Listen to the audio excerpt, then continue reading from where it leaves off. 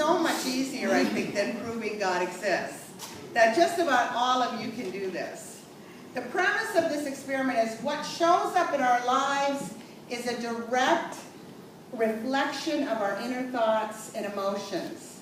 You know, in other words, again, the law of mind action. Thoughts and feelings held in mind produce after their kind. That's what the co-founders of Unity, Charles and Myrtle Fillmore, taught us. And it's one of the core beliefs of Unity to this day. So this simple, again, 48-hour experiment will prove that what you see in life is none other than what you look for.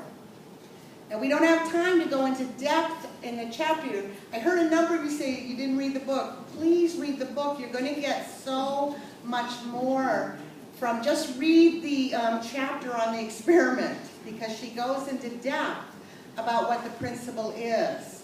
And we don't have time for that if we're going to have our interactive exchange through the summer.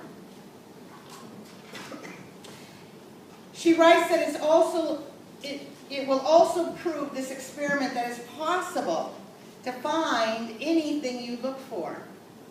Think about that for a moment. It's possible to find anything you look for.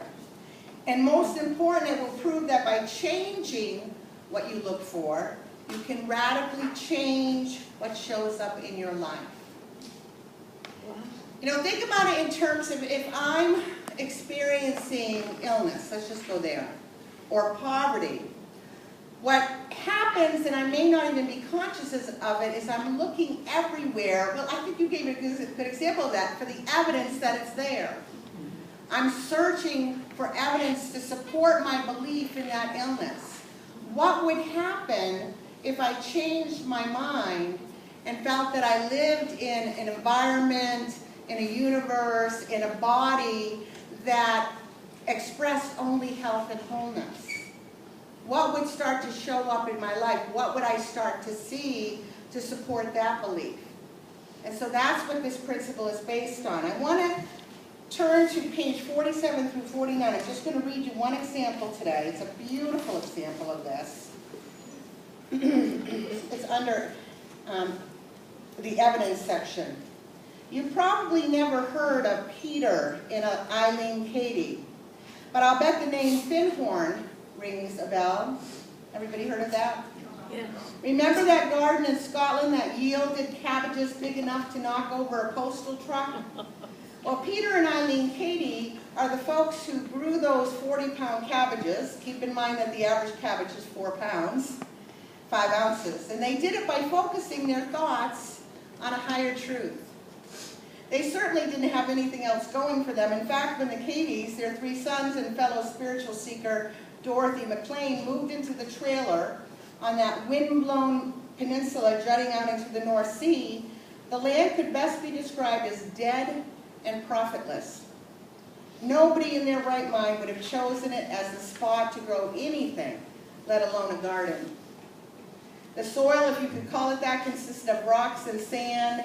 The gales were strong enough to knock over the average second grader, and their less than better homes locale was smack dab between a garbage dump and a, how do you say that, dilapidated garage.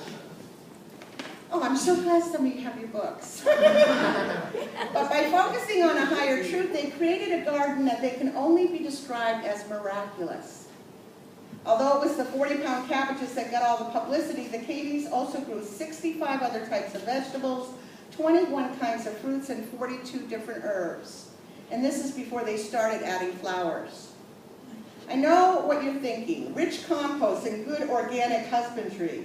But the truth is the Cady soil was so pathetic that the country extension agent said even compost couldn't help.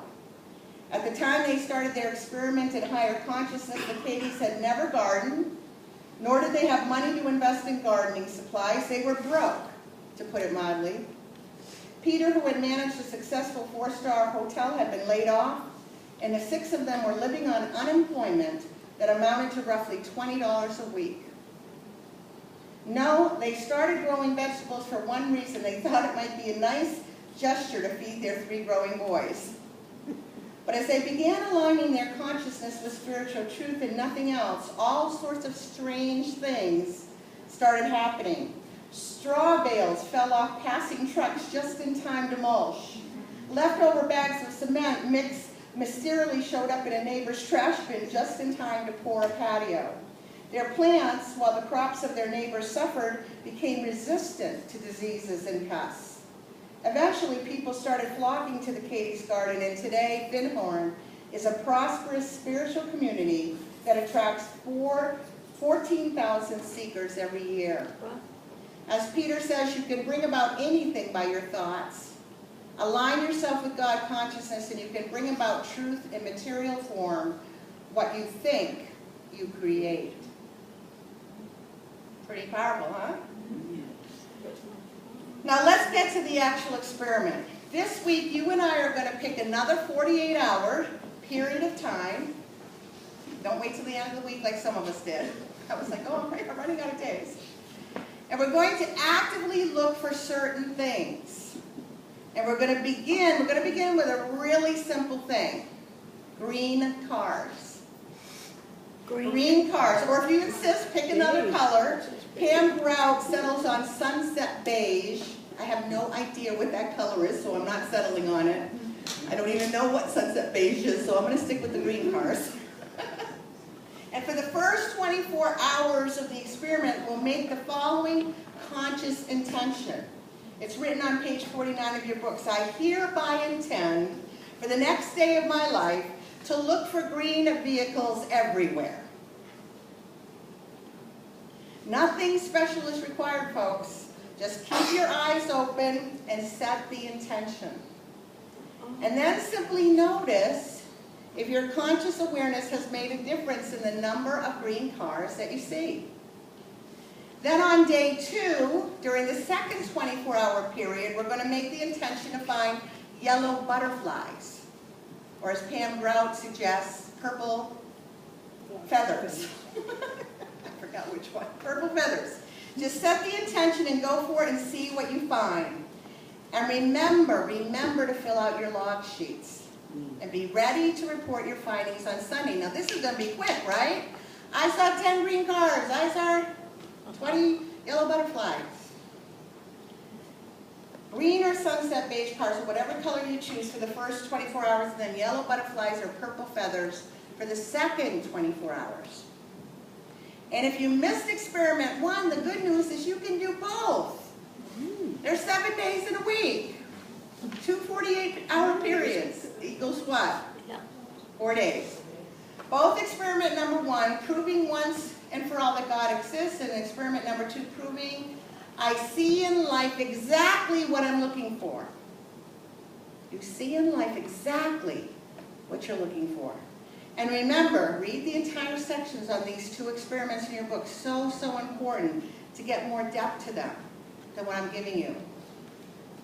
And last but not least, God's blessings to each and every one of you as you continue on this scientific journey. So let's stand and join together in singing this song on the inserts in your bulletins and project it up.